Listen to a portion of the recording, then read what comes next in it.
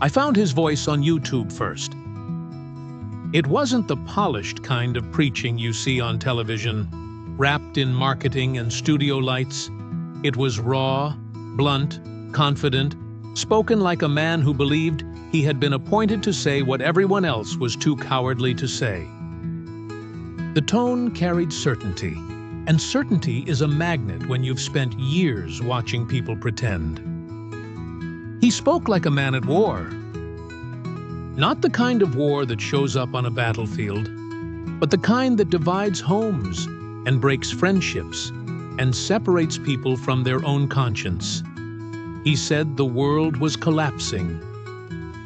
He said the churches were compromised. He said men were weak. He said truth was rare. And he said the ministry he led was different, set apart, clean, disciplined, and real. I listened in the evenings. At first it was only one video, then two, then a whole playlist. It became a routine, then a craving. The more I listened, the more it felt like he was cutting through the noise and naming what I had sensed but couldn't articulate.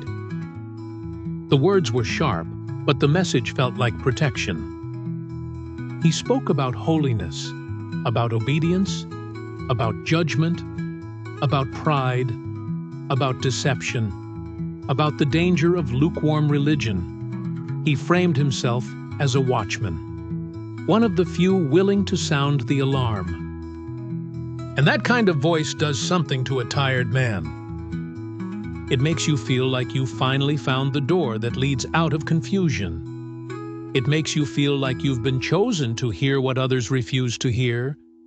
It makes you feel like you're joining something pure and rare. I didn't realize it yet, but that feeling wasn't faith. It was a hook. After a while, I started commenting. I started watching live streams. I started looking for the name of the group and the location. I began to think, maybe I should visit. Maybe I should see for myself. Maybe I should stop living at a distance, half in and half out. I told myself I was being wise. Try the spirits, I said. Test all things, I said. But deep down, I wasn't testing. I was hoping. Hoping that somewhere, there was still a place where truth lived openly. When I finally went, it didn't feel like walking into a church. It felt like entering a world. From the moment I arrived, people surrounded me. Smiles, handshakes, warm greetings. Brother, family, we've been praying for you. We're glad you're here. They remembered my name. They asked where I came from. They listened like I mattered. And when you've been invisible for long enough, being seen can feel like salvation. They treated me like I was already one of them. They spoke as if my arrival was proof that God was gathering his remnant. They told me, "You're not here by accident." They told me, "Most people can't handle this truth." They told me, "Yah is calling men to stand up." Everything was designed to make me lower my guard. Not with threats, with sweetness. It wasn't the kind of love that asks nothing. It was love that pulled you inward. Love that made you feel indebted. Love that made you want to earn it. I didn't notice the transaction happening inside my own heart. They fed me. They included me. They asked me about my struggles. They affirmed my hunger for truth. They nodded when I spoke about disappointment with the modern churches. They echoed my frustration, then offered their community as the cure. And it worked. It worked because they said the right things. They spoke about brotherhood like it was a covenant. They spoke about obedience like it was proof of sincerity. They spoke about sacrifice as if it was the doorway to spiritual power. They spoke about the leader with reverence, not as a man, but as an authority. They didn't have to say it directly. It was in their tone. You could feel it. Disagreeing with him wasn't disagreement, it was rebellion. At first, that didn't bother me. I told myself every group needs leadership. I told myself structure is good. I told myself maybe the reason the world is falling apart is because there isn't enough authority anymore. Then came the invitations. Not official membership paperwork, not anything written down, just steady, relational pressure. Come spend more time with us. Stay longer. We need brothers like you. You could be a real asset. You're wasted out there. And the more they praised my potential, the more I wanted to prove I deserved it. They didn't ask for my possessions immediately. They didn't say, "Give us your wealth." They said, "Sow into the kingdom." They didn't say, "Work for free." They said, "Serve the body." They didn't say, "Give us your time." They said, "Redeem the time. The days are evil." They didn't say, "Buy your place." They said, "This is family. Family sacrifices." And once you accept the language, you accept the system. I started giving little things first. A few dollars, some supplies, some hours, helping with projects. It felt good to be useful. I felt needed. I felt like I was finally building something eternal instead of wasting my life on temporary things. Then it escalated. A bigger gift, a longer stay, a deeper commitment. I began rearranging my life around the ministry calendar. I was willing to drive farther, stay later, work harder. I told myself I was becoming disciplined. I told myself I was becoming a man. The truth is, I was becoming dependent. Because belonging wasn't free, it was rented. And the rent was paid in labor, loyalty, and silence. They praised men who gave more. They noticed who stayed longer. They kept track of who showed up early, who didn't complain, who didn't question. They didn't have to announce a ranking system because it was already there. Standing in the ministry wasn't just spiritual. It was social. And social standing was currency.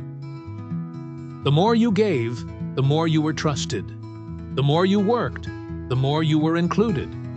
The more you repeated the leader's phrases, the more you were recognized as safe.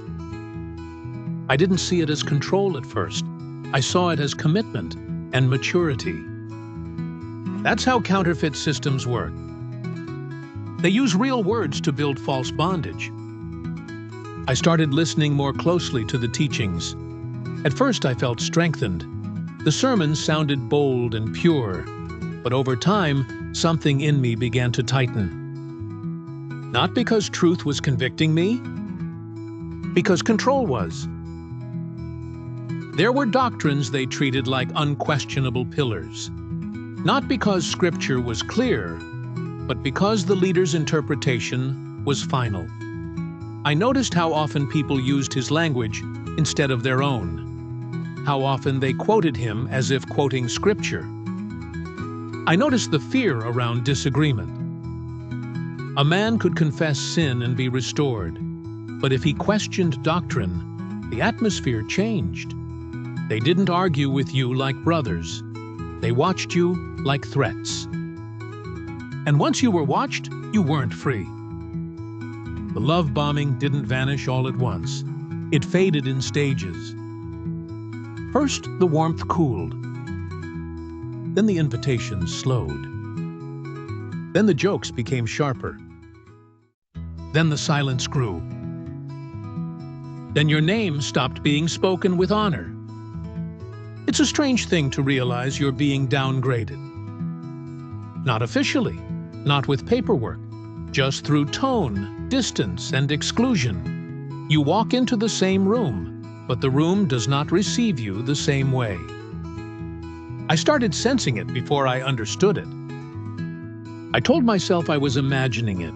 I told myself it was pride. I told myself I should submit more. So I tried harder. I worked more. I gave more. I smiled more. I kept my mouth shut. I watched my tone. I chose my words carefully. I avoided controversial questions. But it didn't fix the problem. Because the problem wasn't my lack of effort. The problem was that my conscience still belonged to the Most High. And that made me dangerous. The first time I openly disagreed, it wasn't even dramatic. It was a simple question, a concern, a doctrinal point that didn't sit right. I expected correction. I expected scripture. I expected discussion. Instead, I got a warning. Not in writing, not directly, through implication, through spiritual language. Be careful. You don't want to get deceived. Pride will destroy you. And suddenly the question wasn't about doctrine anymore. It was about loyalty. I tried again later, privately, hoping a calm conversation would clear things up. I asked for clarity. I asked for scripture. I asked why this teaching was treated as absolute when the Bible didn't speak with the same certainty. That's when the air changed completely. The leader didn't argue like a teacher. He judged like a ruler. He didn't treat my questions as hunger for truth. He treated them as evidence of rebellion. His words didn't aim to build me up. They aimed to put me back in my place. And the message was clear. This is not a place where doctrine is tested. This is a place where doctrine is enforced. After that, everything accelerated. Small corrections turned into public rebukes. Private doubts became public suspicion. People who used to call me brother started avoiding me. Conversations would stop when I approached. Plans were made without me. Work assignments disappeared. It wasn't just relational. It was structural. The community began moving like a body rejecting a foreign object. And because I had invested so much time, money, labor, reputation, I didn't want to accept what was happening. I wanted to believe it was temporary. I wanted to believe there was still a path back to favor. But favor in that system wasn't based on truth. It was based on compliance. And compliance requires surrender. Not to Christ. To a man. The final break came when I refused to pretend.